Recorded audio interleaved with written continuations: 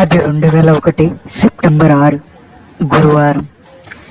ఎప్పట్లాగే కొత్త సినిమా చూసేందుకు రాజమండ్రిలో పేరున్న ఓ థియేటర్కి వెళ్ళా. అదిగో అక్కడే ఆర్తి నిన్ను తొలిసారి చూసా. పెద్ద పోస్టర్లో వెంకటేష్ పక్కన.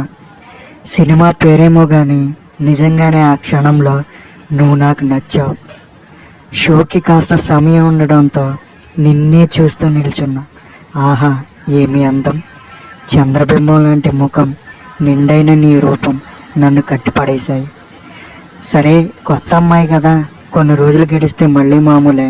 మరో నటి పరిచయం అవుతుంది, తనను చూసినా ఇదే జరుగుతుంది అనుకొని థియేటర్ లోపలికి అడుగుపెట్టా. నందిని అలియాస్ నందుగా పరిచయం అయ్యావు. చిలిపితనంతో కూడిన నీ నటనతో నన్ను అమితంగా ఆకట్టుకున్నావు.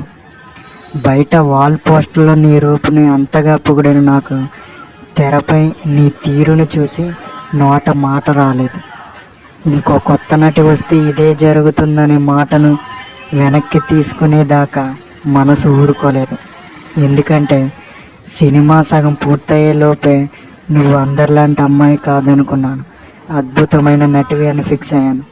అలా ఆ రోజు నీ పేరు, నీ ప్రతిమని నాలో ముద్ర వేసుకున్నా.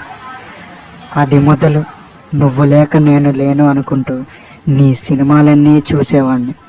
అల్లరి రాముడులో నీ అల్లరి, ఇంద్రలో ప్రతినాయక వైఖరి, ఉదయకిరణ్తో నీ స్నేహం, మరోసారి వెంకటేష్తో నటించిన సంక్రాంతి, వసంతం, మహేష్ బాబుతో చేసిన బాబీ, రవితేజ సరసన వీడే, బాలకృష్ణతో జంటగా పల్నాటి బ్రహ్మనాయుడు, ప్రభాస్ పక్కన అడవి రాముడు, సునీల్తో అందాల రాముడు, తరుణ్తో సోగ్గాడు, నాగార్జునతో నేనున్నాను, రాజశేఖర్తో పండించిన గోరింటాకు.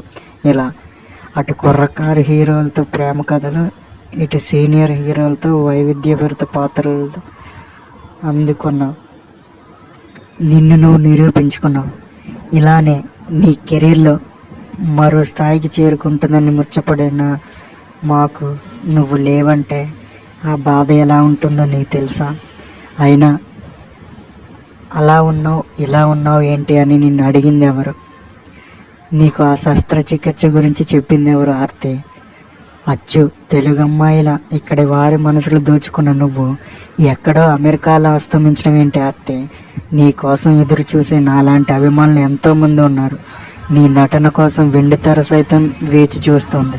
నువ్వెక్కడున్నా ఎప్పటిలానే నీ కీర్తి కొనసాగించేందుకు మళ్ళీ వస్తావు కదూ.